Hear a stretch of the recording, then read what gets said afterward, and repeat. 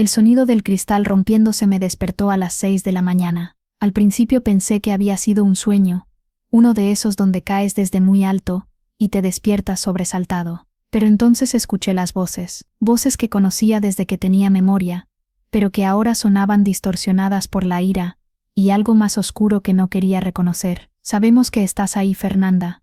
Abre la maldita puerta. Era la voz de mi papá, pero no el hombre que me había enseñado a andar en bicicleta o que me compraba paletas de hielo cuando era niña. Esta era la voz de un extraño, cargada de una violencia que me heló la sangre. Me levanté de la cama temblando, no por el frío de la madrugada en Guadalajara, sino por el miedo puro que me atravesaba el pecho. Desde la ventana de mi recámara, pude ver el jardín delantero de mi casa, mi hermosa casa, que tanto me había costado conseguir. Ahí estaban, papá, mamá y mi hermana Mónica, parados en mi césped como una manada de lobos furiosos. Papá tenía un bate de béisbol en las manos, mamá sostenía otro, y Mónica, mi hermana mayor, la que supuestamente me amaba más que nadie en el mundo, tenía el tercero. «Abre o entramos por la fuerza», gritó mamá, y por primera vez en mis 30 años de vida, le creí completamente capaz de cumplir esa amenaza. Todo había empezado hace 3 meses, cuando les dije que no, una palabra tan simple,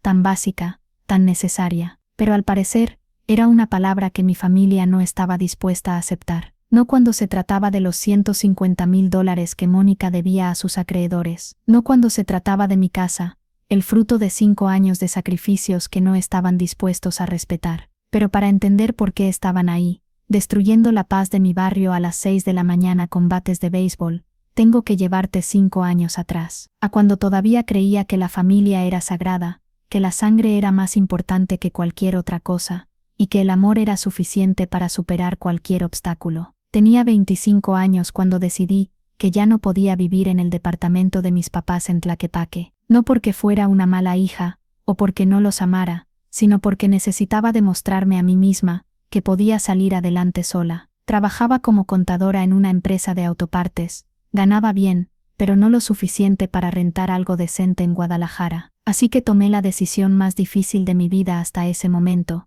Me mudé a un cuarto de azotea en la colonia del Fresno, 8 metros cuadrados que incluían una cama individual, un escritorio del tamaño de una hoja de papel, y un baño compartido con otros 5 inquilinos. La cocina era una parrilla eléctrica, que tenía que esconder cada vez que llegaba el casero. Cada mañana, mientras me bañaba en esa regadera que apenas tenía presión de agua, me recordaba para qué era todo esto, para poder ahorrar cada peso posible, para poder comprar mi propia casa algún día, para no tener que pedirle permiso a nadie para invitar amigos, para decorar las paredes como quisiera, para tener mi propio espacio en este mundo tan complicado. 5 años de vivir como ermitaña, de comer frijoles con tortillas casi todos los días, de usar la misma ropa hasta que se deshiciera, de caminar kilómetros para ahorrarme el pasaje del camión. 5 años de escuchar a mis amigas hablar de sus vacaciones en Puerto Vallarta, mientras yo calculaba mentalmente cuánto me estaba costando ese café que me había invitado. Pero cada sacrificio valía la pena cuando pensaba en ella.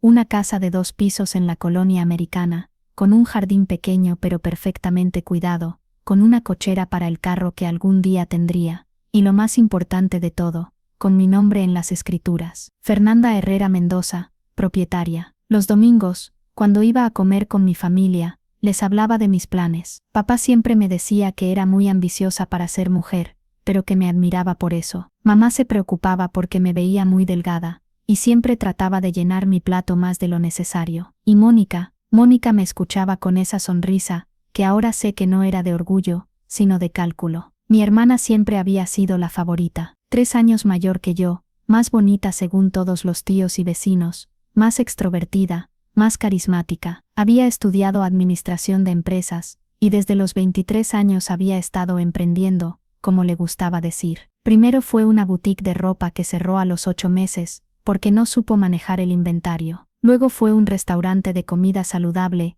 que duró 6 meses porque resultó que cocinar para muchas personas es más complicado de lo que aparenta en YouTube. Después vino el negocio de productos de belleza por catálogo, que fracasó cuando se dio cuenta de que necesitaba vender más de 20 cremas al mes para siquiera recuperar su inversión inicial. Luego fue la academia de inglés en línea, que se vino abajo cuando los alumnos se dieron cuenta de que Mónica apenas hablaba inglés básico. Cada fracaso venía acompañado de la misma historia.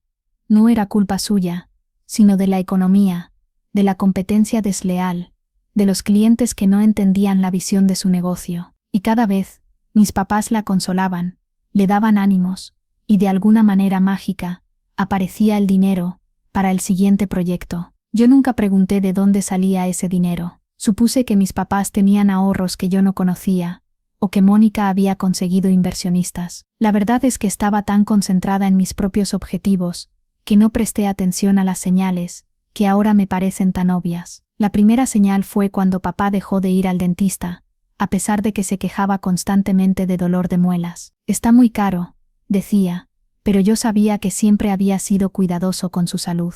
La segunda señal fue cuando mamá empezó a comprar la carne más barata del mercado, esa que tenía más hueso que pulpa. Está igual de nutritiva, insistía, pero yo recordaba cuando éramos niñas, y siempre compraba los mejores cortes. La tercera señal, la que debería haberme alertado completamente, fue cuando dejaron de invitarme a comer algunos domingos. Estamos ocupados, decían, pero cuando finalmente iba, la casa se sentía tensa, como si hubieran estado discutiendo algo importante antes de mi llegada. Pero yo estaba demasiado emocionada con mi progreso, como para prestar atención. Después de 3 años viviendo en ese cuarto de azotea, había ahorrado suficiente para el enganche de una casa. No cualquier casa, sino la casa perfecta que había estado visitando en secreto cada fin de semana durante meses. Estaba en una privada pequeña y tranquila en la colonia americana, a 15 minutos del centro de Guadalajara. Tenía 2 recámaras, un baño completo, una cocina con ventana que daba al jardín trasero, y lo más importante, una sala lo suficientemente grande para poner un sofá donde pudiera leer los domingos por la tarde. El día que firmé el contrato de compraventa, lloré en la oficina del notario, no de tristeza, sino de una alegría tan intensa, que no sabía cómo procesarla. Por primera vez en mi vida, tenía algo que era completamente mío, algo que había conseguido con mi propio esfuerzo, sin pedirle ayuda a nadie, sin deber favores que después me pudieran cobrar de maneras inesperadas. Esa noche llamé a mis papás para darles la noticia. Esperaba gritos de emoción, felicitaciones, tal vez una pequeña celebración. En su lugar, hubo un silencio muy largo al otro lado de la línea. ¿Cuánto te costó? Fue lo primero que preguntó mamá. 2.800.000 pesos, respondí, orgullosa de haber conseguido una casa en esa zona a ese precio. Eso es mucho dinero, Fernanda, dijo papá con un tono que no supe interpretar en ese momento. Por eso me tardé tanto tiempo en ahorrar, les expliqué. Pero ya está, ya tengo mi casa. ¿Y cuánto tienes ahorrado además de lo que pagaste por la casa?, preguntó Mónica, que aparentemente había estado escuchando en otra extensión. La pregunta me extrañó. ¿Por qué querían saber cuánto dinero me quedaba? Pero estaba tan contenta que no me importó responder. Tengo como unos 200.000 pesos más para muebles y emergencias. Ya saben, para arreglar lo que se vaya descomponiendo. Otro silencio largo. Qué bueno, hija, dijo finalmente mamá. Ya luego hablamos. Colgaron sin felicitarme realmente, sin preguntar cuándo podrían conocer la casa, sin mostrar el entusiasmo que yo esperaba. Pero estaba tan emocionada, que decidí que tal vez estaban cansados, o que no habían procesado completamente la noticia. Me mudé un sábado de marzo, con la ayuda de 2 amigos del trabajo, y una camioneta prestada. Todas mis pertenencias cabían en 10 cajas de cartón y 2 maletas. No tenía prácticamente nada, pero tenía lo más importante, mi propio espacio. La primera noche en mi casa fue mágica. Me senté en el suelo de la sala, comiendo una pizza que me había dado el lujo de pedir a domicilio, viendo las paredes blancas y vacías, imaginando cómo las iba a decorar poco a poco. Iba a poner fotos de mis viajes futuros, iba a comprar plantas para el jardín, iba a convertir la segunda recámara en una oficina donde pudiera trabajar desde casa cuando quisiera. Por primera vez en años, me sentí completamente en paz. 2 días después, Mónica apareció en mi puerta sin avisar. ¿Puedo pasar?, preguntó con esa sonrisa que siempre había usado cuando quería algo de mí. Claro, le dije, aunque me extrañó que no hubiera llamado antes. ¿Quieres conocer la casa? Sí, pero también necesito hablar contigo de algo importante. Le di el recorrido completo, mostrándole cada rincón con el orgullo de una madre primeriza enseñando a su bebé. Ella hizo todos los comentarios correctos. Qué bonita, qué bien ubicada, qué inteligente había sido al comprarla. Pero había algo en su mirada que me inquietaba, como si estuviera evaluando algo más que mi nueva casa. Siéntate, hermanita, me dijo cuando terminamos el recorrido. Necesito contarte algo, y necesito tu ayuda. Y ahí, sentadas en el suelo de mi sala vacía, con el sol de la tarde entrando por la ventana que daba al jardín, Mónica me contó la historia que cambiaría todo entre nosotras para siempre. Tengo un problema muy grande, Fernanda, comenzó Mónica, y por la manera en que evitaba mirarme directamente a los ojos, supe que lo que venía no me iba a gustar nada. Me acomodé mejor en el suelo, cruzando las piernas. El piso de mi sala todavía estaba frío, pero la luz dorada de la tarde hacía que todo se viera cálido y acogedor. Había trabajado tanto por ese momento de paz, que no quería que nada lo arruinara. ¿Qué tipo de problema?, pregunté, aunque una parte de mí ya lo sabía. Mónica solo venía a buscarme cuando necesitaba algo. Es sobre mi último negocio,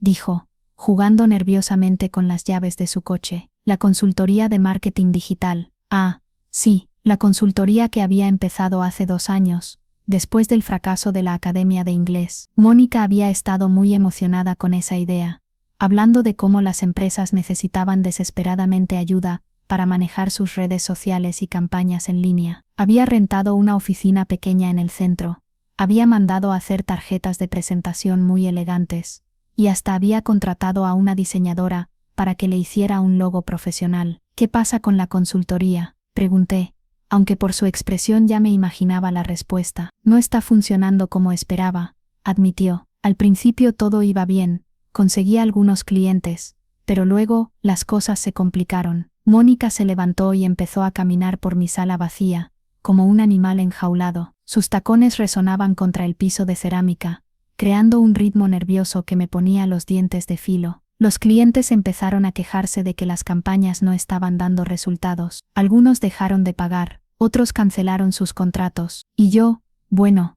había hecho algunos compromisos financieros basándome en proyecciones que resultaron ser demasiado optimistas. ¿Qué tipo de compromisos?, pregunté, aunque una voz en mi cabeza ya me advertía que no quería saber la respuesta. Contraté a un equipo completo antes de tener suficientes clientes para pagarles. Renté oficinas más grandes de las que necesitaba. Compré equipo de cómputo muy caro. Y también tomé algunos préstamos para mantener todo funcionando mientras conseguía más clientes. Se detuvo frente a la ventana que daba al jardín trasero, dándome la espalda. Sus hombros estaban tensos, y pude ver que tenía las manos apretadas en puños. ¿Cuánto dinero, Mónica? El silencio se extendió tanto que empecé a escuchar el ruido de los carros pasando por la calle, el ladrido de un perro en la distancia, el zumbido casi imperceptible del refrigerador en la cocina. $150,000. Las palabras cayeron como piedras en el agua tranquila de mi nueva vida. $150,000. Más de 2,5 millones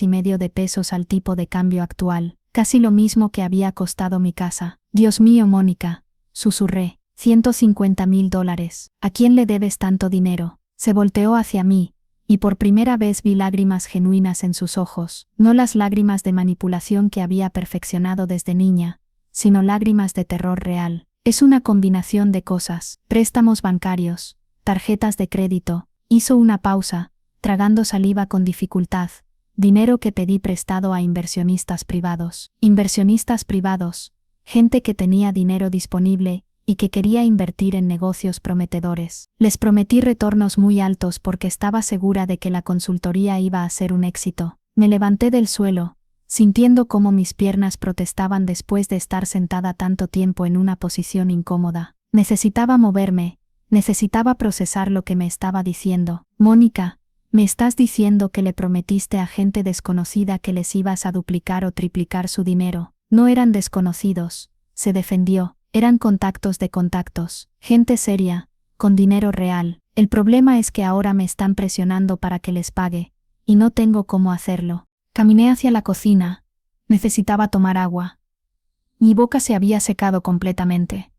Desde la ventana de la cocina, podía ver el jardín trasero, pequeño pero perfecto, donde había planeado poner una mesa de hierro forjado para desayunar los domingos por la mañana. ¿Qué tipo de presión?, pregunté desde la cocina, llenando un vaso con agua del filtro que acababa de instalar. Llamadas constantes, mensajes amenazantes. Ayer vinieron a la oficina. Regresé a la sala con el vaso de agua, pero ya no tenía ganas de sentarme. ¿Vinieron a la oficina? 3 hombres en trajes muy caros, muy educados, pero muy claros en sus intenciones. Me dijeron que tengo hasta fin de mes para pagarles. O van a tomar medidas más drásticas. ¿Qué significa eso? No lo sé, y no quiero averiguarlo. Mónica se sentó en el suelo donde yo había estado antes, pero parecía diminuta en ese espacio vacío. Por primera vez desde que la conocía, mi hermana mayor, la que siempre había tenido todas las respuestas, la que siempre había sido la favorita de mis papás, se veía completamente derrotada. ¿Y mamá y papá saben todo esto?, pregunté. Saben que el negocio no está funcionando, pero no saben la magnitud del problema. Les dije que estaba teniendo algunos problemas de flujo de caja, pero no les he dicho cuánto dinero debo realmente. Mónica, tienes que decirles la verdad. No puedo, exclamó, levantando la cabeza con una expresión de pánico. No puedo decirles que fracasé otra vez. No puedo decirles que esta vez el fracaso es tan grande que podría arruinar a toda la familia. ¿Arruinar a toda la familia? ¿De qué estás hablando? Las lágrimas empezaron a correr por sus mejillas, llevándose el maquillaje que siempre se aplicaba tan cuidadosamente. Algunos de los préstamos los firmaron como avales papá y mamá. Les dije que era solo una formalidad, que nunca iban a tener que pagar nada porque el negocio iba a ser un éxito rotundo. El vaso de agua se me resbaló de las manos y se estrelló contra el piso. El sonido del cristal rompiéndose resonó por toda la casa, y por alguna razón, ese ruido me transportó de regreso al presente, a esa mañana cuando me desperté con el sonido de cristales rompiéndose y las voces furiosas de mi familia en el jardín. ¿Qué acabas de decir? Que papá y mamá firmaron como avales en algunos de los préstamos. ¿Cuánto dinero, Mónica? ¿Cuánto dinero pusieron en riesgo papá y mamá por tus ideas de negocio? Unos $80,000. Me senté pesadamente en el suelo, sin importarme los pedazos de vidrio que estaban cerca de mí. $80,000. Más de $1,500,000. La casa de mis papás valía aproximadamente eso. La casa donde habían vivido durante 15 años. La casa que habían pagado completamente después de décadas de trabajo honesto y sacrificios. Mónica, si no puedes pagar esa deuda, mamá y papá van a perder su casa. Por eso estoy aquí, dijo en voz muy baja. Por eso necesito tu ayuda. Y ahí estaba, la razón real de su visita. No había venido a conocer mi casa nueva.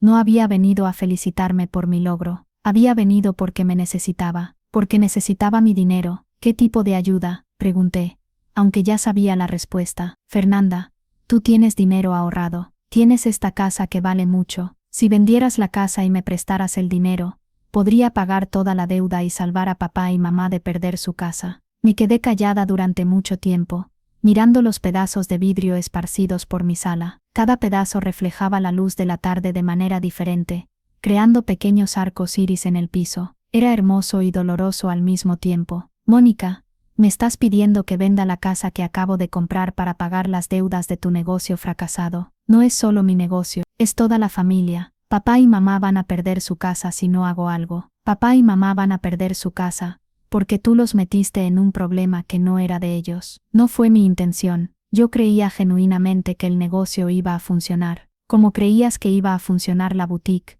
el restaurante, la venta por catálogo, la academia de inglés, y todos los otros negocios que han fracasado. Mónica se limpió las lágrimas con el dorso de la mano, dejando manchas de rímel en su piel. Esta vez era diferente. Esta vez tenía experiencia, tenía un plan sólido. Un plan sólido que incluía endeudarte por $150,000 antes de tener ingresos estables. Los ingresos iban a llegar. El marketing digital es el futuro, Fernanda. Solo necesitaba más tiempo. Y ahora necesitas que yo sacrifique mi futuro para arreglar tu presente. Se levantó del suelo y vino hacia mí, arrodillándose entre los pedazos de vidrio sin importarle que pudieran cortarla. Fernanda, eres mi hermana. Eres la única persona en el mundo que puede ayudarme. Si no lo haces, papá y mamá van a perder todo lo que han trabajado durante su vida entera. Y si lo hago, yo pierdo todo lo que he trabajado durante mi vida entera. Tú eres joven. Puedes empezar de nuevo. Puedes ahorrar otra vez. Puedes comprar otra casa en unos años. ¿En unos años, Mónica? Me tardé 5 años viviendo como ermitaña para ahorrar el dinero para esta casa. 5 años comiendo frijoles y arroz. 5 años sin vacaciones. 5 años sin vida social. Y tú me estás pidiendo que tire todo eso por la ventana, para arreglar un problema que tú creaste. Es por la familia. ¿Dónde estaba la familia cuando yo estaba viviendo en ese cuarto horrible, ahorrando cada peso. ¿Dónde estaba la familia cuando trabajaba dobles turnos para poder comprar esta casa? Siempre estuvimos ahí, siempre te apoyamos. Me toleraron. Hay una diferencia muy grande entre apoyar y tolerar. Mónica se levantó, y su expresión cambió. La tristeza y la desesperación se transformaron en algo más frío, más calculado. Fernanda, si no me ayudas, papá y mamá van a saber que pudiste salvarlos y no quisiste hacerlo. ¿Me estás amenazando? Te estoy diciendo la verdad. Van a saber que tenías el dinero para salvar su casa, y elegiste tu comodidad personal por encima de su bienestar. Mi comodidad personal. Así llamas a 5 años de sacrificios. Llamo a las cosas por su nombre. Tienes una casa demasiado grande para una sola persona.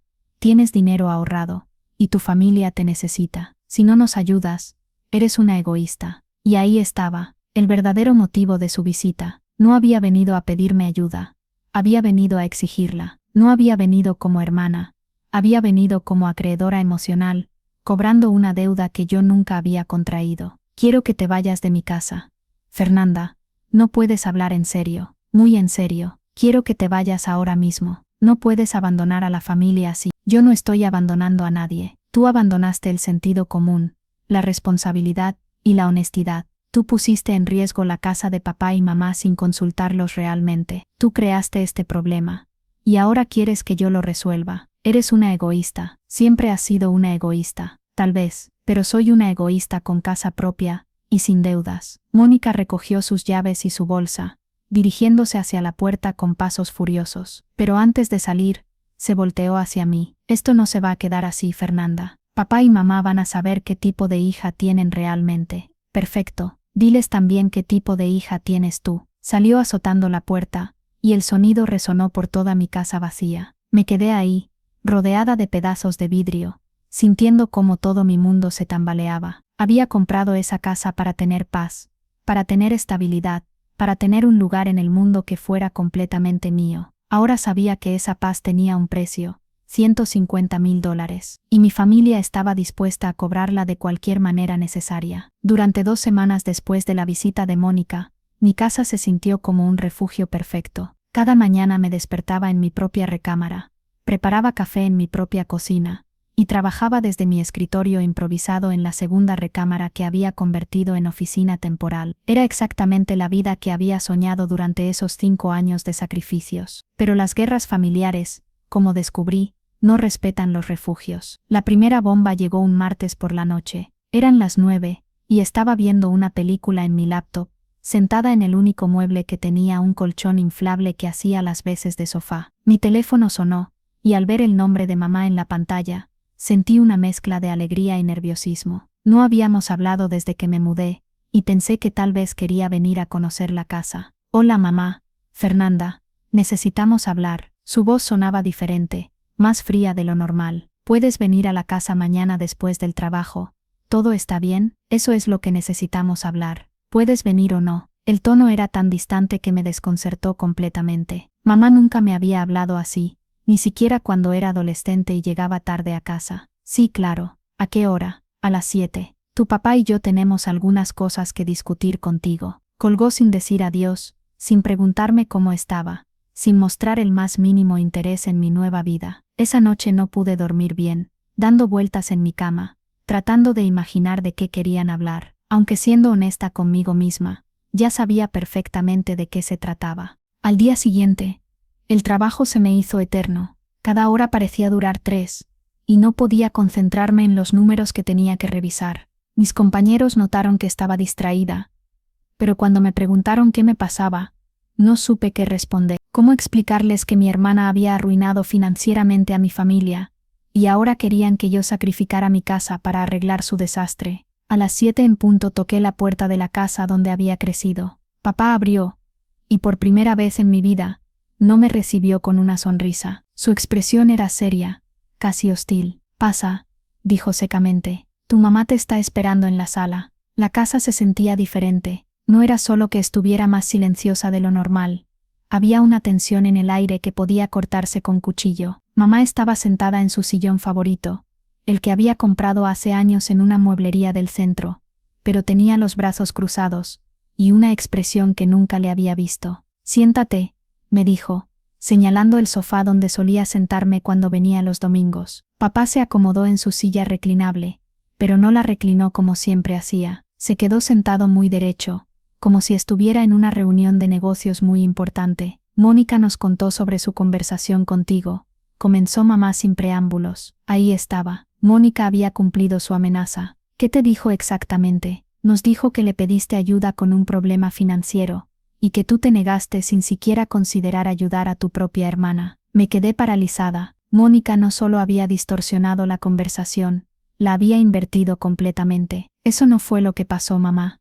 Ah, ¿no? Entonces cuéntanos qué pasó, porque según Mónica, ella fue a tu casa a pedirte un préstamo temporal para su negocio, y tú le dijiste que no te importaba si la familia se hundía con tal de que tú estuvieras cómoda. Eso es mentira. No le grites a tu madre, intervino papá con una voz que hizo que me encogiera en el sofá. Respiré profundamente, tratando de calmarme. Si quería tener alguna oportunidad de que me escucharan, tenía que mantener la compostura. Mamá, papá, Mónica no me pidió un préstamo temporal. Me pidió que vendiera mi casa para pagar sus deudas de $150,000. Eso no puede ser cierto, dijo mamá, pero algo en su expresión cambió. Mónica nos dijo que necesitaba 30,000 pesos para un problema temporal de flujo de caja. 30,000 pesos. Mamá, Mónica debe $150,000. No pesos, dólares. Más de 2,5 millones de pesos. El silencio que siguió fue tan profundo que pude escuchar el tic-tac del reloj de la cocina, el zumbido del refrigerador, y el sonido de mi propio corazón latiendo con fuerza. Eso es imposible, susurró papá. Ojalá fuera imposible, pero hay más. Parte de esa deuda, $80,000, está respaldada por ustedes como avales. Si Mónica no puede pagar,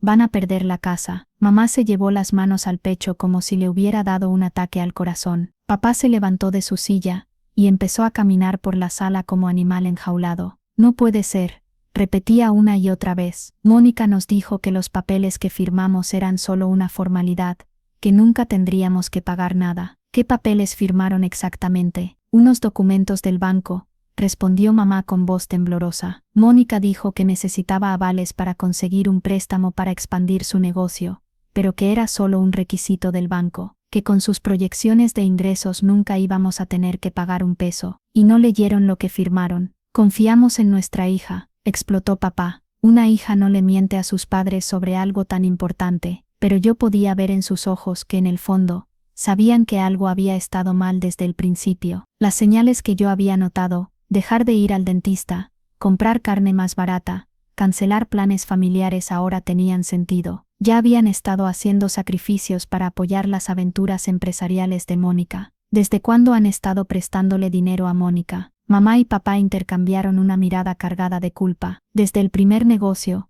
admitió mamá, la boutique, le prestamos 50,000 pesos para el inventario inicial. ¿Y se los pagó? No exactamente, murmuró papá. Dijo que cuando el restaurante empezara a dar ganancias, nos pagaría todo junto. ¿Y el restaurante? También necesitó dinero para empezar, otros 70,000 pesos. ¿Y los productos de belleza? 40,000 más. ¿Y la academia de inglés? 60,000. Hice el cálculo mentalmente. 220,000 pesos que mis padres le habían prestado a Mónica a lo largo de los años, sin contar intereses, sin contar los $80,000 que ahora tenían comprometidos como avales. ¿Y ella nunca les pagó nada de vuelta? Siempre decía que el siguiente negocio sí iba a funcionar, explicó mamá con lágrimas en los ojos, que nos iba a pagar todo con intereses cuando tuviera éxito.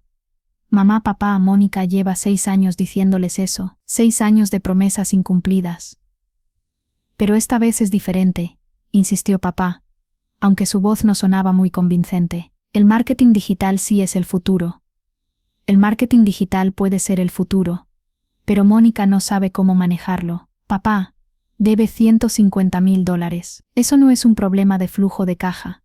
Es una catástrofe financiera. Mamá empezó a llorar en silencio, limpiándose las lágrimas con un pañuelo desechable arrugado. Papá regresó a su silla, pero se veía como si hubiera envejecido 10 años en los últimos 10 minutos. ¿Y qué quiere que hagamos?, preguntó papá con voz derrotada. ¿Qué podemos hacer? No lo sé, papá, pero vender mi casa no es la solución. ¿Por qué no? La voz de mamá había recuperado algo de su filo anterior. Mónica tiene razón en algo. Tú eres joven, puedes empezar de nuevo. Nosotros somos viejos. Esta es la única casa que vamos a tener. Mamá, me tardé 5 años ahorrando para esa casa, 5 años viviendo como monja para poder comprarla. Y nosotros hemos trabajado 30 años para pagar esta, replicó papá. 30 años de levantarnos antes del amanecer, 30 años de hacer trabajos que no nos gustaban, 30 años de sacrificios para tener un techo propio. Pero ustedes no fueron los que crearon el problema. Tampoco tú, gritó mamá. Pero eres la única que puede solucionarlo. ¿Por qué soy yo la única? ¿Por qué no puede Mónica conseguir un trabajo normal y pagar sus deudas poco a poco? ¿Por qué no puede vender su coche, cancelar sus tarjetas de crédito, mudarse a un lugar más barato? Porque no le alcanza el tiempo, dijo papá. Los acreedores quieren su dinero ahora. Eso es problema de Mónica, no mío. Es problema de toda la familia. No, es problema de Mónica, que se convirtió en problema de ustedes cuando firmaron como avales. Y ahora quieren convertirlo en mi problema también. El grito resonó por toda la casa. Era la primera vez en mi vida que les había gritado a mis padres. Y me sentí inmediatamente culpable. Pero también me sentí liberada, como si hubiera sacado algo que llevaba años guardado en el pecho. No te reconozco, dijo mamá con una voz helada. La hija que yo crié no sería tan egoísta. La hija que ustedes criaron nunca fue la favorita. La hija que ustedes criaron siempre fue la segunda opción. Y ahora que necesitan algo de esa hija, resulta que soy egoísta por no dárselos. Eso no es cierto, protestó papá, pero no había convicción en su voz. No es cierto. ¿Cuántas veces me pidieron que entendiera que Mónica necesitaba más apoyo porque era más frágil? ¿Cuántas veces me dijeron que yo era más fuerte, más independiente, que podía arreglármelas sola? Pues bien, me las arreglé sola. Me compré mi propia casa, sin pedirles ni un peso, y ahora quieren que la venda para arreglar el desastre de su hija favorita. Mónica no es nuestra favorita, exclamó mamá, pero las lágrimas en sus ojos decían lo contrario. Mamá, le han prestado 220,000 pesos en 6 años. A mí nunca me han prestado ni 500 pesos para una emergencia. Porque nunca los has necesitado. Porque nunca se los he pedido. Hay una diferencia muy grande. Me levanté del sofá, sintiendo que si me quedaba más tiempo iba a explotar completamente. Me voy a ir. Cuando quieran hablar de soluciones reales, como que Mónica consiga un trabajo, venda sus cosas caras, o declare bancarrota, me llaman. Fernanda, espera, dijo papá. No te vayas así. ¿Cómo quieren que me vaya? Prometiendo que voy a vender mi casa. Queremos que actúes como parte de esta familia. ¿Y cómo actúa una parte de esta familia, papá? Arruinándose financieramente para tapar los errores de otros, ayudando cuando la familia lo necesita. Y cuando yo necesité ayuda para ahorrar dinero, ¿dónde estaba la familia? ¿Cuándo vivía en ese cuarto horrible comiendo frijoles todos los días? ¿Quién me ayudó? ¿Cuándo trabajaba dobles turnos para comprar mi casa? ¿Quién se ofreció a ayudarme? No sabíamos que lo estuvieras pasando tan mal, porque nunca se molestaron en preguntar. Salí de esa casa sintiéndome peor de lo que me había sentido en años. Durante el camino a mi casa, no pude dejar de pensar en la expresión de mis padres cuando se dieron cuenta de la magnitud del problema de Mónica. No era solo shock o decepción, era terror puro. Terror de perder la casa por la que habían trabajado durante 30 años. Pero también había otra cosa que no podía quitarme de la cabeza, incluso después de enterarse de que Mónica les había mentido sobre la magnitud de sus deudas, incluso después de saber que habían puesto en riesgo su casa sin entender realmente lo que estaban firmando, seguían pensando que yo tenía que ser quien solucionara todo. Esa noche, sola en mi casa vacía, me di cuenta de algo que cambió mi perspectiva para siempre. Mis padres no me veían como una hija, me veían como una póliza de seguro, como un recurso que podían usar cuando todo lo demás fallara, y esa realización dolía más que cualquier insulto que me hubieran gritado. Después de esa confrontación en casa de mis padres, pensé que tendría unos días de paz para procesar todo lo que había pasado. Me equivoqué completamente. Mi familia había decidido que si las conversaciones civilizadas no funcionaban, era hora de aplicar presión de verdad. La campaña comenzó el viernes por la mañana. Estaba preparando mi desayuno cuando sonó el timbre. Eran las 7:30, demasiado temprano para visitas sociales. Miré por la ventana y vi a mamá parada en mi entrada, cargando una bolsa de plástico que reconocí inmediatamente. Era de la panadería donde compraba pan dulce cuando éramos niñas. «Buenos días, hija», dijo cuando abrí la puerta, como si la conversación de la noche anterior nunca hubiera ocurrido. «Te traje conchas. Sé que siempre fueron tus favoritas». No sabía qué hacer. Por un lado, seguía molesta por lo que había pasado. Por el otro, era mi mamá parada en mi puerta con pan dulce, haciendo el gesto que había usado para consolarnos cuando éramos niñas, y estábamos tristes. Mamá, son las 7:30 de la mañana, lo sé, pero quería llegar antes de que te fueras al trabajo. ¿Puedo pasar? Podemos desayunar juntas como antes. Contra mi mejor juicio, la dejé entrar. Preparé café para las dos, mientras ella acomodaba las conchas en un plato que encontró en mi alacena casi vacía. Durante unos minutos, todo se sintió normal, como los domingos de mi infancia, cuando desayunábamos juntas mientras papá leía el periódico, y Mónica se arreglaba para salir con sus amigas. La casa te está quedando muy bonita, comentó mamá, mirando alrededor de mi sala vacía. Aunque necesitas muebles, los voy a comprar poco a poco. Claro, tienes que hacer que el dinero te rinda. Ahí estaba, la transición que había estado esperando. Mamá, si viniste a hablar otra vez de lo de Mónica, no vine a eso, me interrumpió. Vine porque anoche no pude dormir pensando en lo que dijiste, sobre que nunca te habíamos apoyado, sobre que siempre priorizamos a Mónica. Y quería decirte que tienes razón, siempre pensamos que eras más fuerte, más capaz de resolver tus problemas sola, pero eso no era justo. Por un momento, sentí esperanza. Tal vez por fin iban a entender mi perspectiva. Tu papá y yo hablamos toda la noche, continuó, y nos dimos cuenta de que efectivamente le hemos dado más apoyo financiero a Mónica que a ti. Mucho más apoyo, sí, mucho más, y eso no está bien. Tomé un sorbo de mi café, esperando a que continuara. Por eso decidimos que después de que ayudes a Mónica con este problema, vamos a cambiar las cosas, vamos a ser más justos contigo. Y ahí se desmoronó toda mi esperanza. Mamá,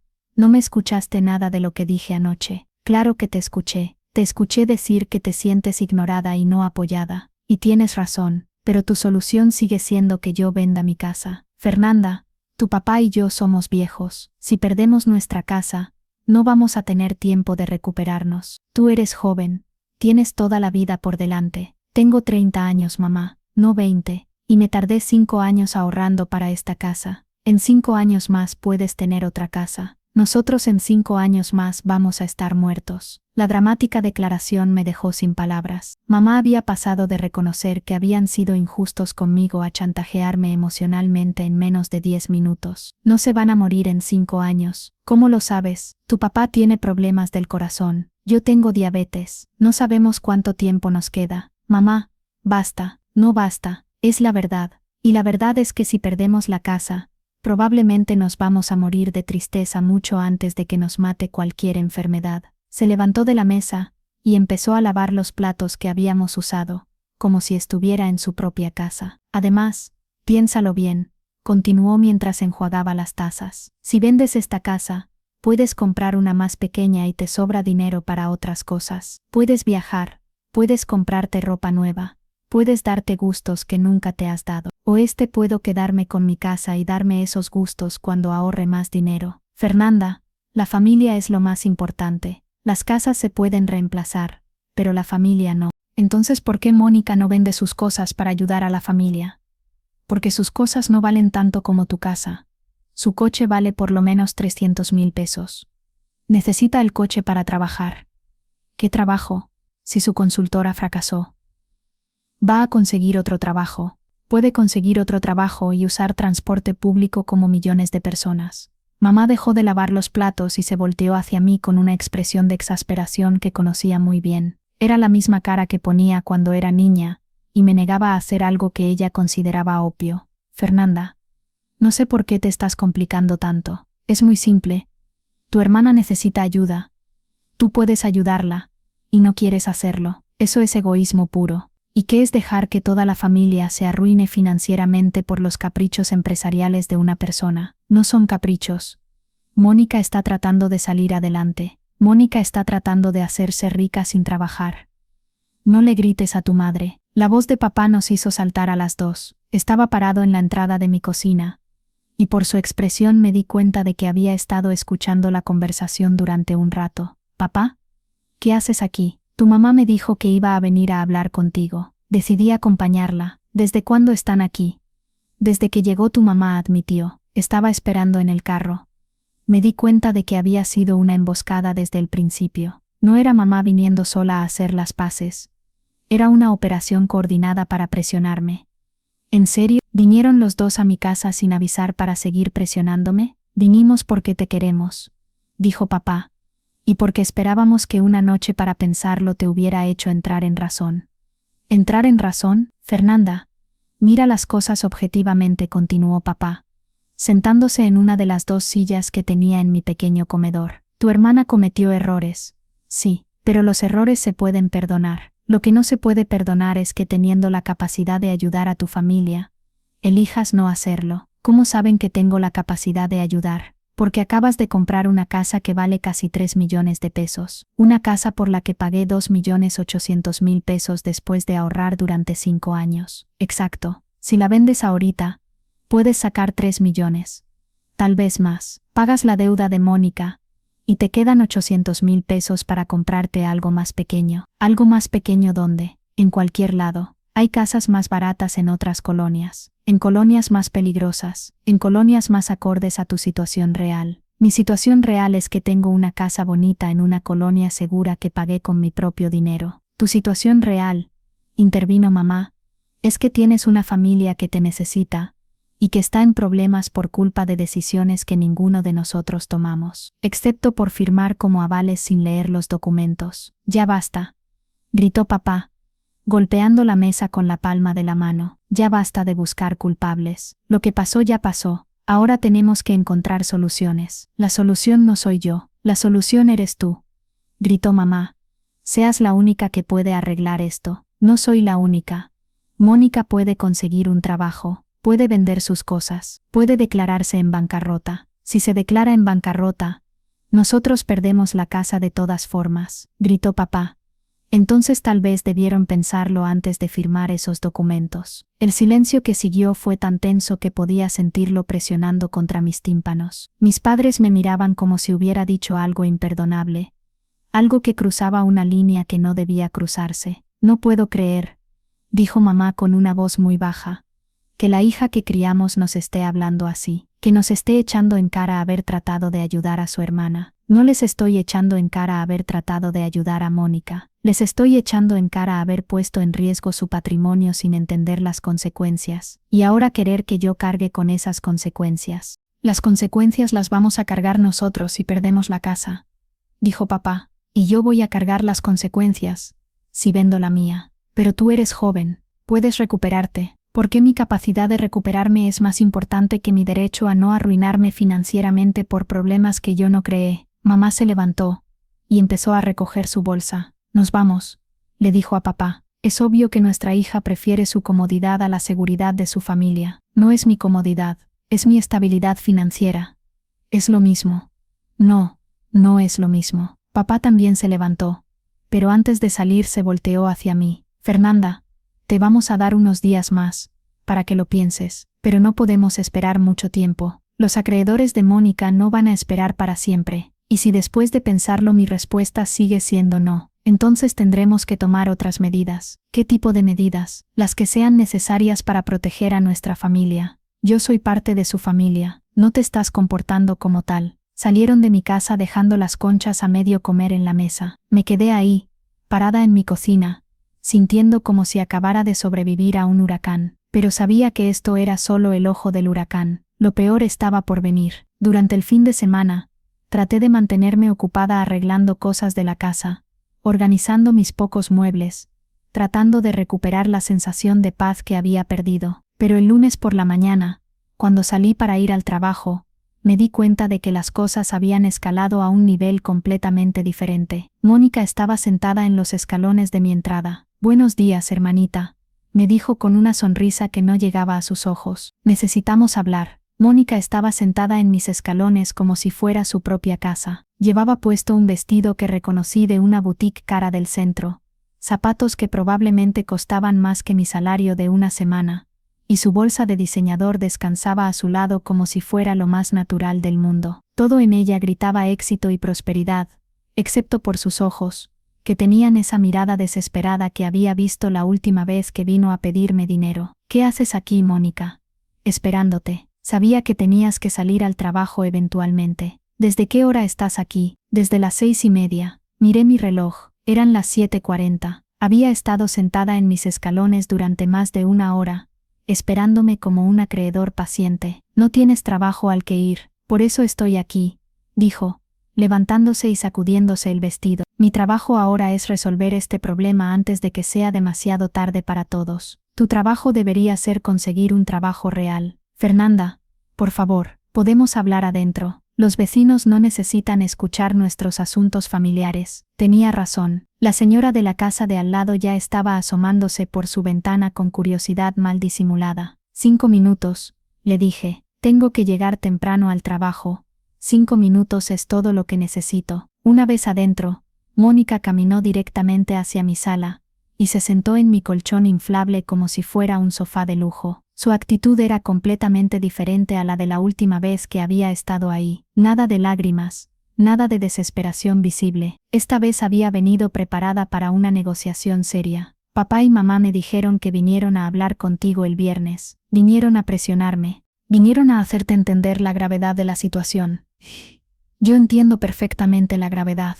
La que no entiende eres tú. Mónica abrió su bolsa y sacó una carpeta de piel que no había visto antes. La colocó en el suelo entre nosotras, como si fuera un contrato empresarial. He estado trabajando en una propuesta que creo que te va a interesar. No me interesa ninguna propuesta que implique vender mi casa. Escúchame antes de negarte, dijo con esa voz profesional que usaba cuando trataba de impresionar a inversionistas potenciales. He hecho números, he consultado con expertos, y creo que puedo ofrecerte un trato que nos beneficia a todos. Abrió la carpeta y sacó varios papeles llenos de números, gráficas y proyecciones que parecían muy profesionales, pero que probablemente había hecho ella misma en su computadora. Tu casa vale actualmente entre 3 y 3.200.000 pesos, dependiendo del mercado. Si la vendes rápido, puedes conseguir mínimo 2.900.000. Ya sé cuánto vale mi casa.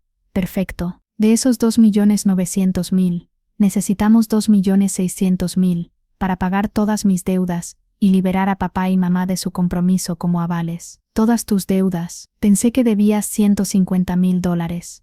Los $150.000 son la deuda principal, pero también están los intereses acumulados, las penalizaciones por pagos atrasados y algunos otros préstamos menores que no había mencionado antes. Otros préstamos menores, cosas pequeñas, tarjetas de crédito, préstamos personales, dinero que pedí prestado a algunos amigos. ¿Cuánto dinero en total? Mónica consultó sus papeles como si no supiera la cifra de memoria. Aproximadamente $180.000. $180.000. ¿Me estás diciendo que en 3 semanas tu deuda creció de $150.000 a $180.000? Los intereses se capitalizan rápidamente cuando no puedes hacer los pagos mínimos. Me senté pesadamente en el suelo, sintiéndome mareada. Cada vez que hablaba con Mónica, el problema era más grande, más complicado, más imposible de resolver. ¿Y dónde exactamente crees que voy a conseguir 2.600.000 pesos? De la venta de tu casa. Te lo acabo de explicar. Mónica, si vendo mi casa por 2.900.000 pesos y te doy 2.600.000 para pagar tus deudas, me quedan 300.000 pesos. Exacto, 300.000 pesos para comprar otra casa. O para rentar un lugar muy bonito durante varios años, mientras ahorras para otra casa. Rentar. ¿Me estás pidiendo que renuncie a ser propietaria para convertirme en inquilina? Temporalmente sí. Me levanté y empecé a caminar por mi sala, tratando de procesar lo que me estaba pidiendo. No era solo que vendiera mi casa, me estaba pidiendo que retrocediera 5 años en mi vida, que regresara al estatus de inquilina que tanto había luchado por dejar atrás. Mónica, ¿te das cuenta de lo que me estás pidiendo? Te estoy pidiendo que hagas un sacrificio temporal para salvar a tu familia de la ruina financiera. Me estás pidiendo que destruya mi estabilidad financiera para arreglar un problema que tú creaste. Fernanda, míralo desde otra perspectiva, dijo, levantándose también y siguiéndome por la sala. Si no haces esto, papá y mamá van a perder su casa, van a tener que vender y mudarse a un departamento de renta, van a perder el patrimonio que construyeron durante 30 años de trabajo, y yo voy a perder el patrimonio que construí durante 5 años de trabajo. Pero tú puedes construir otro patrimonio. Ellos no.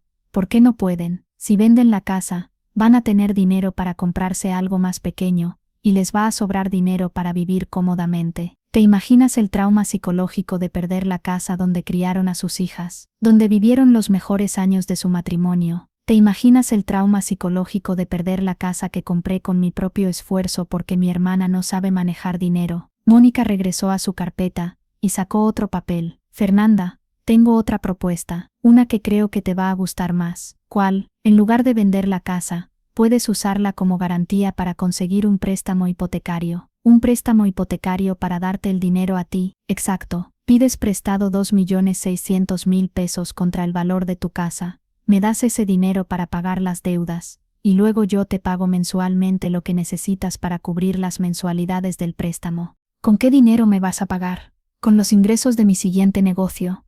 ¿Qué siguiente negocio? Estoy trabajando en una nueva idea, una aplicación móvil para conectar pequeños negocios con clientes locales. Una aplicación móvil. Mónica, no sabes programar. No necesito saber programar. Puedo contratar programadores. ¿Con qué dinero vas a contratar programadores si estás quebrada? Una vez que pague mis deudas actuales, voy a poder conseguir nuevos inversionistas para la aplicación. Mónica, ¿me estás pidiendo que hipoteque mi casa para financiar tu séptimo intento de negocio? Mi séptimo intento exitoso de negocio. Tus últimos 6 intentos han sido fracasos, pero he aprendido de esos fracasos. Esta vez va a ser diferente. Eso es exactamente lo que dijiste las últimas 6 veces. Esta vez es diferente porque tengo más experiencia. Tienes más experiencia fracasando. Mónica cerró su carpeta de un golpe y me miró con una expresión que no había visto antes. Era una mezcla de frustración, desprecio y algo más oscuro que me hizo sentir incómoda. ¿Sabes qué, Fernanda? Creo que el problema real aquí no es el dinero. Ah, ¿no? ¿Cuál es el problema real? El problema real es que siempre has estado celosa de mí.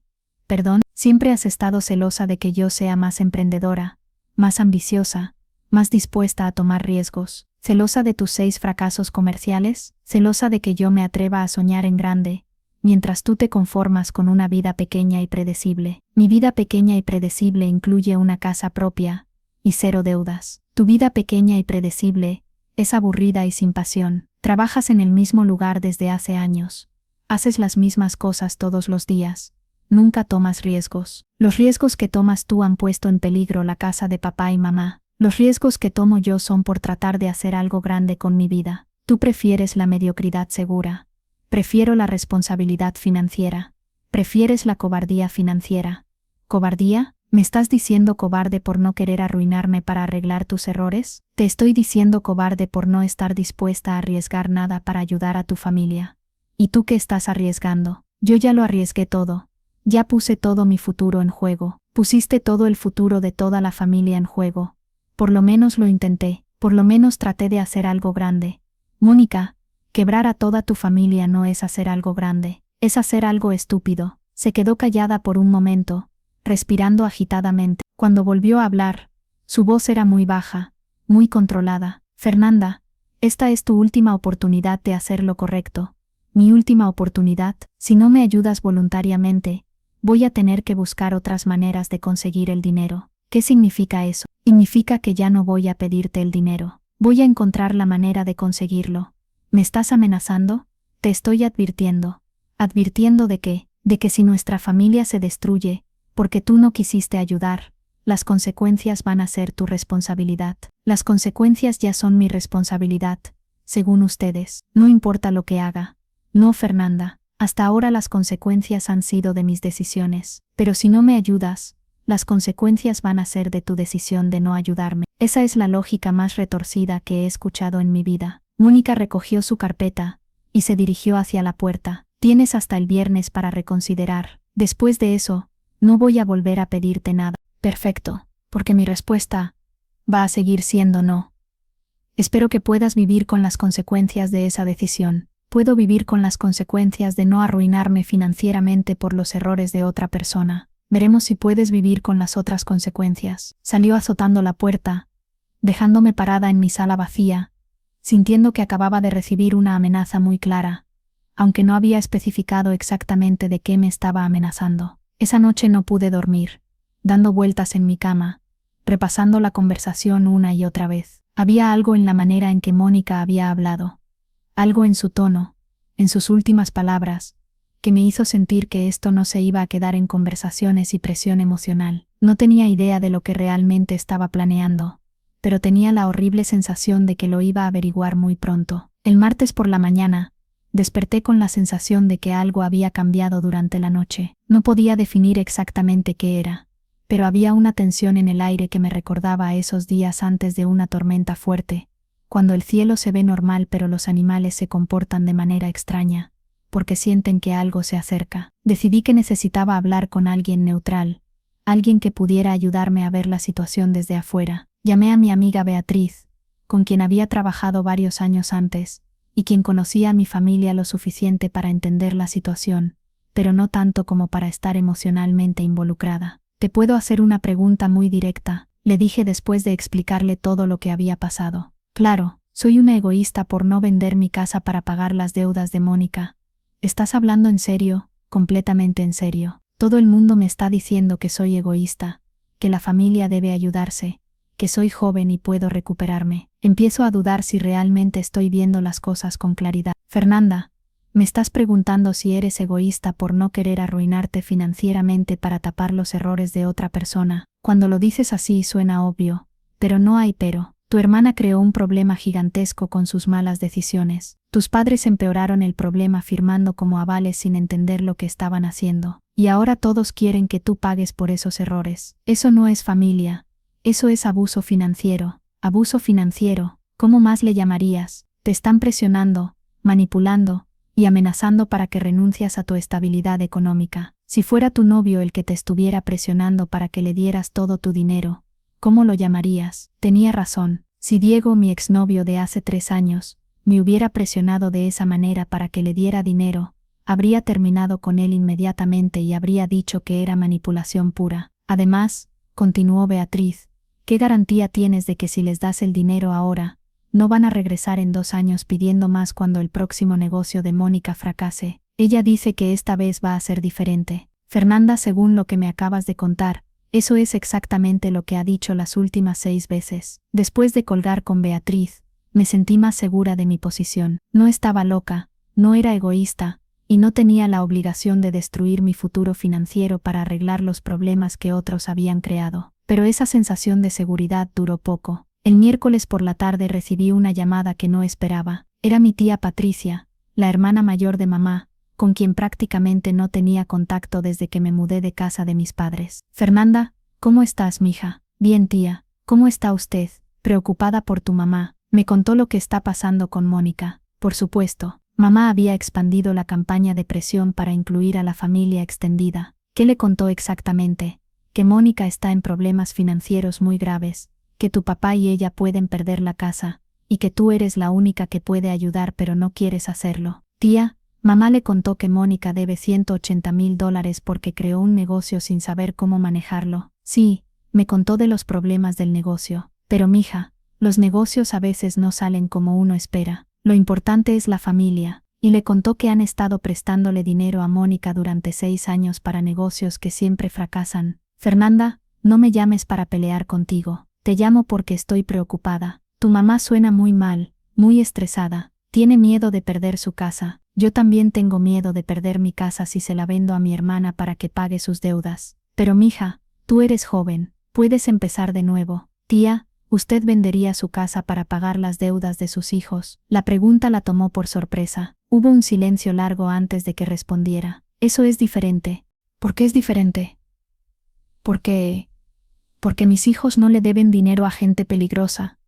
¿Gente peligrosa? Tu mamá me contó que los acreedores de Mónica son gente muy mala, que la han amenazado. Ahí estaba otro pedazo de información que Mónica había exagerado o directamente inventado. En todas nuestras conversaciones, nunca había mencionado amenazas físicas específicas, solo presión de los acreedores. Tía, ¿qué tipo de amenazas? No sé los detalles, pero suena muy feo. Por eso es tan urgente resolver esto. Después de colgar con mi tía, me quedé pensando en esa llamada. Era obvio que mi familia había comenzado una campaña de desinformación, presentando la situación como si Mónica fuera una víctima inocente en peligro físico, y yo fuera la villana egoísta que se negaba a salvarla. El jueves recibí 3 llamadas más. Mi prima Rebeca, que vive en Monterrey, y con quien hablo tal vez una vez al año. Mi padrino de confirmación, que no sabía ni que tenía mi número de teléfono. Y la comadre de mamá, que nunca me había llamado para nada en toda mi vida. Todos con la misma historia. Mónica en peligro, familia al borde de la ruina, yo como la única solución posible. ¿No te da pena que tu hermana esté pasando por tanto estrés?, me preguntó mi prima. ¿No te da pena que tus papás puedan perder la casa donde te criaron?, me preguntó mi padrino. Fernanda, la familia es lo más importante que tenemos en la vida, me dijo la comadre de mamá. Para el jueves por la noche, me di cuenta de que mi familia había orquestado una campaña sistemática para aislarme socialmente. Habían contactado a todas las personas que conocían en común conmigo para convertirme en la villana de la historia. Habían creado una narrativa donde Mónica era la víctima inocente, mis padres eran las víctimas colaterales, y yo era la hija cruel que podía salvar a todos, pero elegía no hacerlo por egoísmo. Lo más perturbador de todo era lo organizados que estaban. Esto no era desesperación espontánea. Era una estrategia calculada para presionarme usando todas las relaciones familiares y sociales que tenían a su disposición. El viernes por la mañana, cuando salí hacia el trabajo, noté algo extraño. El carro de papá estaba estacionado al final de mi calle, con él sentado adentro como si estuviera esperando algo. Cuando me vio, arrancó y se fue. Durante mi hora de almuerzo, fui a la casa de una vecina que se había hecho amiga mía desde que me mudé. Señora Rosa, ¿ha notado algo raro en mi calle últimamente? ¿Raro cómo? Carros que no reconozca, gente que no vive por aquí. Ahora que lo mencionas, ayer vi un carro que estuvo estacionado frente a tu casa como por 2 horas. Un hombre mayor estaba adentro, solo mirando hacia tu casa. ¿Qué tipo de carro? Un Tsuru azul, medio viejito. El carro de papá. ¿Y hoy en la mañana? Sí, el mismo carro, pero esta vez había una mujer también, como de tu edad, pero más elegante. Mónica, habían estado vigilando mi casa. Regresé al trabajo con una sensación de ansiedad que no podía quitarme. La situación había escalado de conversaciones familiares a campaña de presión social, y ahora a vigilancia. ¿Qué seguía? A las 5 de la tarde, cuando estaba empacando mis cosas para irme del trabajo, mi jefe se acercó a mi escritorio. Fernanda, recibí una llamada extraña hoy, alguien preguntando sobre tu situación financiera, si tenías problemas de dinero, si habías pedido préstamos. ¿Quién era? Dijo que era un investigador privado, que estaba verificando información para un préstamo que había solicitado. No le di ninguna información, por supuesto, pero me pareció raro que no supieras nada. No he solicitado ningún préstamo. Eso imaginé, solo quería que lo supieras. Investigador privado. Mónica había contratado un investigador privado para averiguar detalles sobre mi situación financiera, probablemente para saber exactamente cuánto dinero tenía, cuánto valía realmente mi casa, qué otras opciones podría tener para conseguir el dinero que querían. Manejé hacia mi casa sintiendo que estaba siendo seguida, aunque cada vez que miraba por el espejo retrovisor, no veía nada sospechoso. Cuando llegué, revisé toda mi casa para asegurarme de que nadie hubiera entrado. Todo estaba como lo había dejado, pero no podía quitarme la sensación de que mi privacidad había sido invadida de maneras que aún no descubría. Esa noche preparé una maleta pequeña con ropa para varios días y documentos importantes. La escondí en el closet de mi recámara, por si necesitaba salir de mi casa rápidamente. No sabía exactamente qué esperaba que pasara, pero todos mis instintos me decían que el viernes, el último día del ultimátum de Mónica, no iba a pasar sin incidentes. Me acosté temprano, pero no pude dormir. Cada ruido de la calle me ponía alerta, cada sombra que se movía frente a mi ventana me hacía saltar. Era como si estuviera esperando que algo malo pasara, sin saber exactamente qué. A las 3 de la mañana, finalmente me quedé dormida. 3 horas después, el sonido del cristal rompiéndose me despertó de golpe. Había llegado el momento que había estado temiendo durante toda la semana. El sonido que me despertó no fue solo de cristal rompiéndose, fue el sonido de mi mundo desmoronándose. Desde mi ventana pude ver la escena que había estado temiendo toda la semana. Mi familia parada en mi jardín delantero, armada con bates de béisbol, como una banda de criminales desesperados. Papá tenía uno, mamá tenía otro, y Mónica, mi hermana mayor, la persona que supuestamente me amaba más que nadie en el mundo, sostenía el tercero con una expresión que nunca le había visto, fría determinación mezclada con una ira que me heló la sangre. Fernanda, sabemos que estás ahí, gritaba papá, y su voz sonaba ronca, como si hubiera estado gritando durante horas antes de llegar a mi casa. Abre la puerta o la vamos a tirar, agregó mamá, levantando su bate como si fuera un hacha. Me quedé paralizada junto a la ventana durante varios segundos, tratando de procesar lo que estaba viendo. Estas eran las personas que me habían criado, que me habían enseñado la diferencia entre el bien y el mal, que me habían dicho toda la vida que la violencia nunca resuelve nada. Y ahí estaban, en mi jardín, amenazándome con violencia porque no quería darles mi dinero. «Tienes 30 segundos para abrir esta puerta», gritó Mónica, golpeando mi ventana de la sala con el mango de su bate. El cristal se agrietó pero no se rompió completamente. Aún así, el sonido me hizo reaccionar. Corrí hacia mi recámara, tomé mi celular y marqué 911. Moni 111. Moni 111. ¿Cuál es su emergencia? Hay 3 personas con bates de béisbol, tratando de entrar a mi casa por la fuerza. Susurré, tratando de que no me escucharan desde afuera. ¿Las personas siguen en la propiedad? Sí, están en mi jardín delantero. Están gritando, golpeando mis ventanas. ¿Conoce a estas personas? La pregunta me tomó desprevenida. ¿Conocía a estas personas? Hace una semana habría dicho que las conocía mejor que nadie en el mundo. Ahora, viendo a mi papá destrozar mis plantas con un bate de béisbol, no estaba segura de conocerlas en absoluto. Son mi familia, susurré finalmente. Su familia, mis padres y mi hermana. Entiendo, ¿hay algún problema doméstico? ¿Alguien consume drogas o alcohol? No, bueno, no lo sé. Nunca los había visto así antes. Mientras hablaba con la operadora, escuché otro golpe fuerte, seguido del sonido inconfundible de madera rompiéndose. Habían empezado a golpear mi puerta principal. «Fernanda, no nos hagas hacer esto», gritaba Mónica. «Abre la puerta, y podemos hablar como gente civilizada». Gente civilizada. Había 3 personas con armas improvisadas tratando de entrar a mi casa por la fuerza, y ella quería hablar como gente civilizada. «Ya se acabó el tiempo», rugió papá.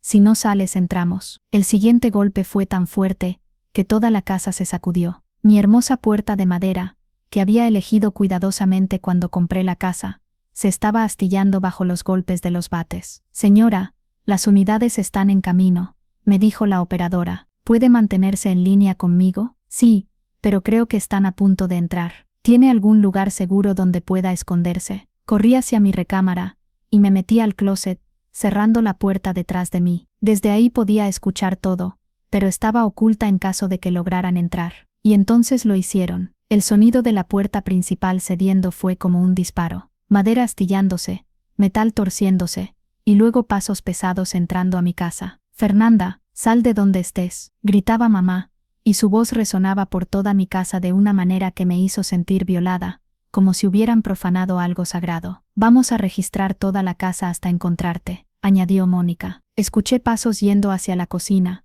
hacia la segunda recámara que usaba como oficina, objetos cayéndose, muebles siendo movidos. Estaban buscándome como cazadores buscando a su presa. «Señora, ¿puede escucharme?», susurró la operadora en mi oído. «Sí», murmuré lo más bajo que pude. «Las unidades están a 2 minutos.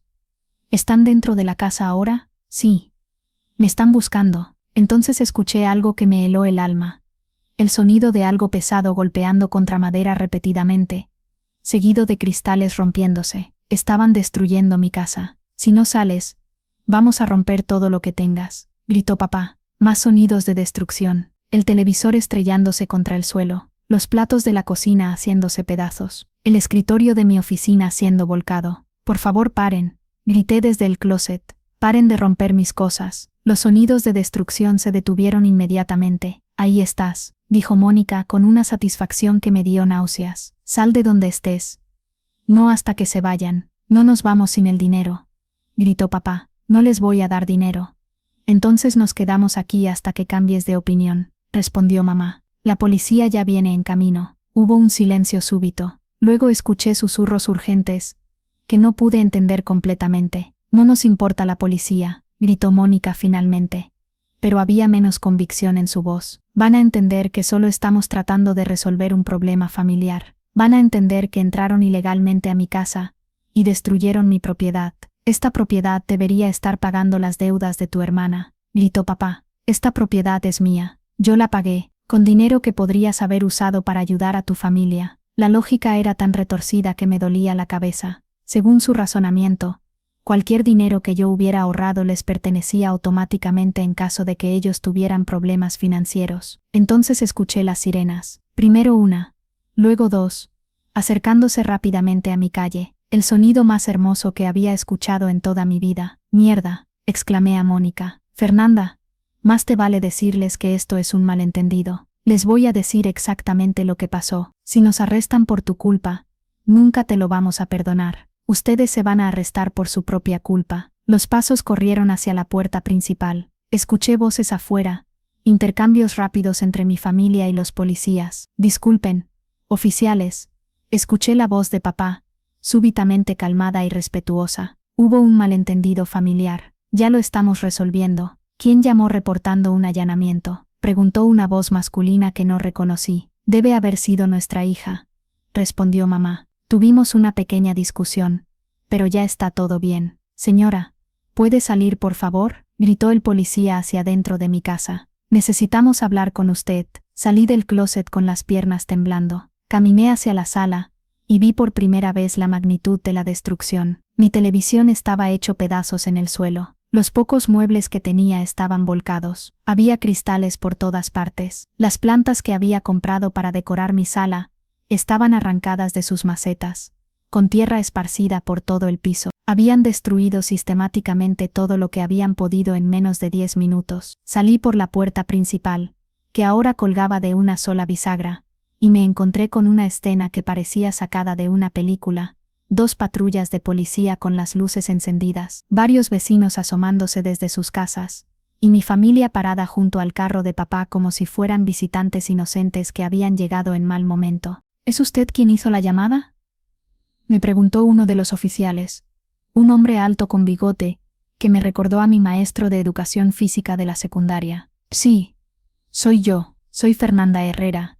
Esta es mi casa. ¿Y estas personas? Son mis padres y mi hermana. ¿Puede explicarme qué pasó? Miré hacia mi familia. Papá evitaba mi mirada. Mamá me miraba con una expresión que mezclaba súplica y amenaza. Mónica me observaba con ojos entrecerrados, como si estuviera calculando exactamente qué iba a decir. Llegaron a mi casa a las 6 de la mañana con bates de béisbol.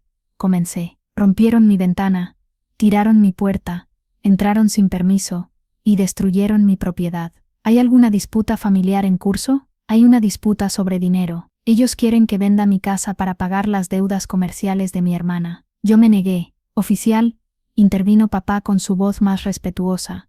Fue un malentendido. Las emociones se calentaron, pero no había intención criminal. ¿No había intención criminal?, repetí, incrédula. Rompieron mi puerta, destruyeron mis cosas, entraron a mi casa con armas. No son armas, protestó Mónica. Son bates de béisbol, que usaron para amenazarme y destruir mi propiedad. El oficial miró hacia los bates, que ahora estaban tirados en mi jardín junto a los pedazos de mi puerta. Señor, le dijo a papá, ¿puede explicarme por qué vinieron armados con bates de béisbol? Para hacer ruido, murmuró papá, para llamar su atención, no para lastimar a nadie. ¿Para llamar mi atención destruyendo mi casa? Fernanda, por favor, suplicó mamá. Diles que fue un malentendido. Fue allanamiento de morada, destrucción de propiedad privada e intimidación con armas. No fue un malentendido. El segundo oficial, una mujer joven que había estado tomando notas durante toda la conversación, se acercó a mí. Señora, ¿quiere presentar cargos? Miré a mi familia, mis padres, que me habían criado y cuidado durante los primeros 18 años de mi vida. Mi hermana, que había sido mi cómplice de travesuras cuando éramos niñas, mi confidente durante la adolescencia, mi ejemplo a seguir durante mis primeros años de adulta. Ahora parecían 3 extraños que habían venido a destruir todo lo que había construido. Sí, dije finalmente, quiero presentar cargos. 3 meses después de esa mañana de sábado que cambió todo, estoy sentada en la terraza de mi nuevo departamento en Puerto Vallarta, viendo el océano mientras escribo esta historia. El sonido de las olas rompiendo en la playa ha reemplazado el sonido de cristales, rompiéndose que me persiguió durante semanas después de aquella mañana. Vender mi casa después de lo que pasó fue la decisión más difícil y más liberadora que he tomado en mi vida. Los días inmediatos después del incidente,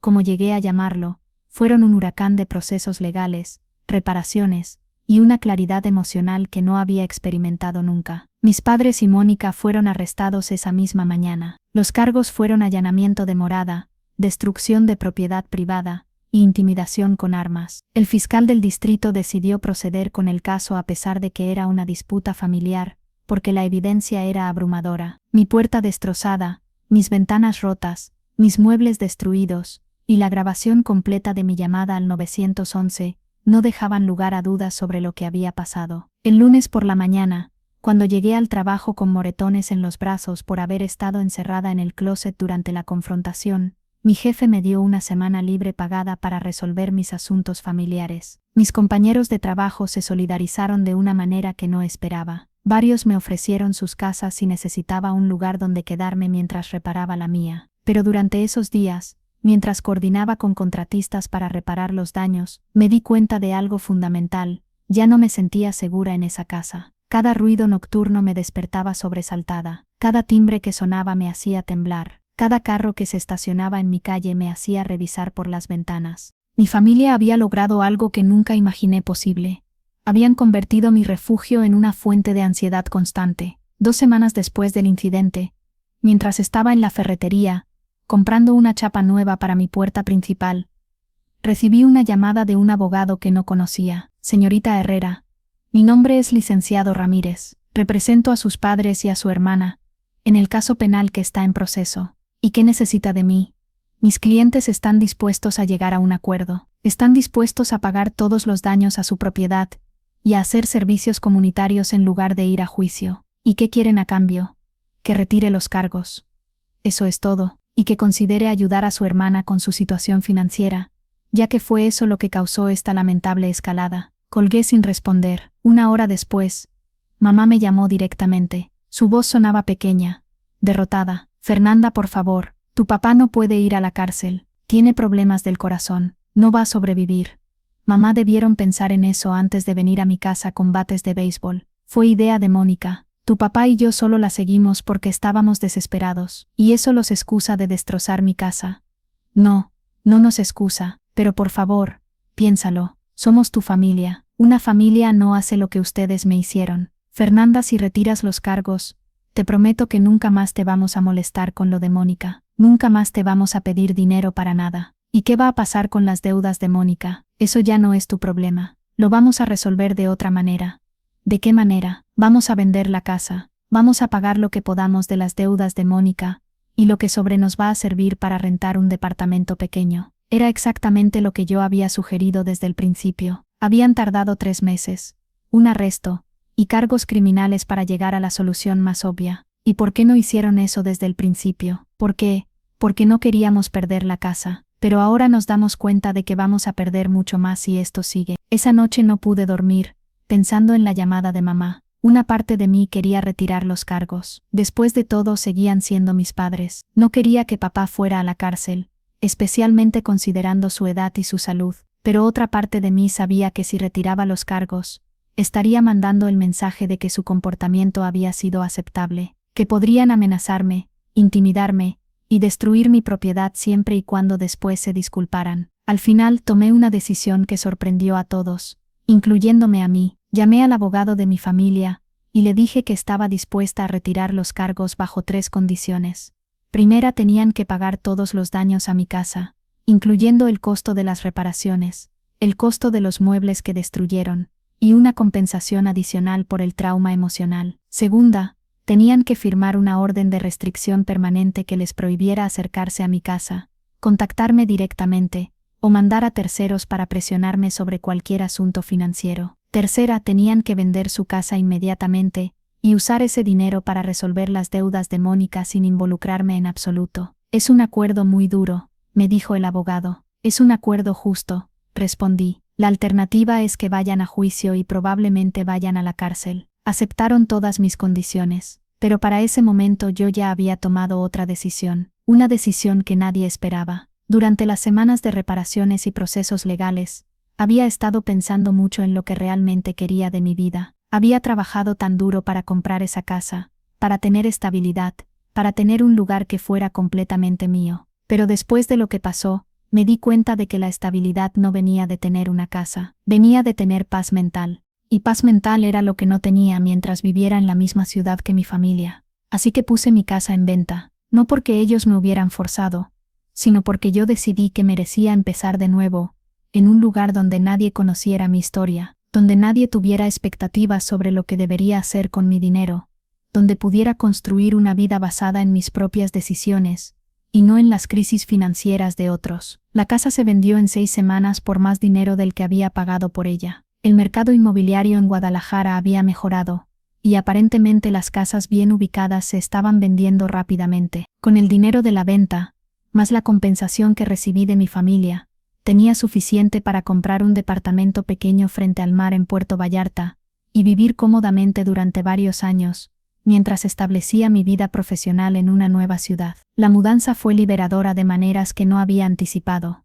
Cada caja que empacaba representaba cerrar un capítulo de mi vida, que había estado lleno de drama familiar y obligaciones emocionales, que nunca había elegido. Cada mueble nuevo que compraba para mi departamento en Puerto Vallarta representaba un futuro que estaba construyendo completamente sola, sin la presión de tener que justificar mis decisiones ante nadie. Mi nueva vida es simple y hermosa. Trabajo remotamente para la misma empresa, pero ahora mi oficina tiene vista al océano. Mis vecinos son una mezcla de locales amigables y expatriados que, como yo, decidieron empezar de nuevo en un lugar diferente. Nadie me pregunta por qué no ayudo a mi familia. Nadie me hace sentir culpable por tomar decisiones que priorizan mi bienestar financiero y emocional. He hecho nuevos amigos que no conocen mi historia familiar, que me valoran por quien soy ahora, y no por lo que puedo hacer por sus crisis financieras. Salgo a caminar por la playa todas las mañanas, algo que nunca había hecho en Guadalajara, porque siempre estaba demasiado ocupada ahorrando dinero o lidiando con drama familiar. Por las tardes, cuando termino de trabajar, me siento en mi terraza y leo libros que había comprado pero nunca había tenido tiempo de leer. Los fines de semana exploro mercados locales, pruebo restaurantes nuevos, o simplemente me relajo sin sentir que tengo que justificar cómo estoy gastando mi tiempo o mi dinero. Es una vida que nunca habría imaginado posible, cuando estaba viviendo en ese cuarto de azotea, ahorrando cada peso para mi casa en Guadalajara. Pero es una vida que solo fue posible después de aprender a poner límites claros y sostenerlos sin importar la presión familiar. Hace un mes recibí una carta de Mónica, la primera comunicación directa de mi familia desde que se resolvió el caso legal. La carta llegó a través de un abogado, porque la orden de restricción sigue vigente, pero querían que supiera que habían vendido la casa de mis padres, pagado la mayor parte de las deudas, y que mis padres se habían mudado a un departamento pequeño en Tlaquepaque. Mónica, según la carta, había conseguido un trabajo normal en una oficina, y estaba pagando las deudas restantes con un plan de pagos, que le iba a tomar varios años completar. Ya no tenía planes de empezar nuevos negocios. Finalmente había aceptado que no era empresaria. La carta terminaba con una disculpa, no una justificación, no una explicación de por qué había sido necesario hacer lo que hicieron, sino una disculpa directa por el daño que me habían causado. Reconocían que habían cruzado líneas que nunca debieron cruzar, y que entendían si nunca los podía perdonar. No he respondido la carta, y no estoy segura de si algún día lo haré. Pero por primera vez desde que todo esto comenzó, no siento ira cuando pienso en mi familia. No siento ira, pero tampoco siento la necesidad de rescatar la relación. A veces las personas que más amamos son las que más daño nos pueden hacer, precisamente porque confiamos en que nos van a amar incondicionalmente. Cuando esa confianza se rompe, cuando el amor se convierte en manipulación, y la familia se convierte en una fuente de chantaje emocional, a veces la única opción saludable es alejarse. No es fácil, no es lo que nos enseñan sobre la familia, sobre la lealtad, sobre el perdón, pero a veces es necesario. Mi nueva vida en Puerto Vallarta no es perfecta. Hay días en que me siento sola, días en que extraño la familiaridad de Guadalajara, días en que me pregunto si tomé la decisión correcta. Pero incluso en esos días difíciles, nunca me arrepiento de haber puesto mis límites, de haber protegido mi estabilidad financiera, y de haber elegido mi bienestar por encima de la disfunción familiar. La libertad tiene un precio. En mi caso el precio fue perder a mi familia biológica, pero lo que gané fue algo más valioso, la libertad de vivir mi vida según mis propios términos, sin culpa, sin manipulación, y sin tener que justificar cada decisión financiera que tomo. Ahora, cuando el sol se pone sobre el Pacífico, y veo los colores naranjas y rosados reflejándose en el agua, siento una paz que nunca sentí durante todos esos años tratando de mantener a mi familia contenta mientras construía mi propia vida. Esta paz, esta tranquilidad, esta vida que he construido completamente sola, y según mis propias reglas, vale más que cualquier casa, cualquier cantidad de dinero, o cualquier relación familiar que requiera que sacrifique mi bienestar para mantenerla. A veces la familia que eliges es mejor que la familia que te tocó. Y a veces, la mejor familia que puedes elegir es la que formas contigo misma, con tus propios valores, límites y decisiones. 3 meses después de escuchar cristales rompiéndose en mi jardín, por fin entiendo lo que realmente se rompió esa mañana. No fue solo mi ventana, o mi puerta, o mis muebles. Se rompieron las cadenas invisibles que me habían mantenido atada a una dinámica familiar tóxica durante toda mi vida. Y esa ruptura, aunque dolorosa, fue el comienzo de la libertad más auténtica que he experimentado jamás.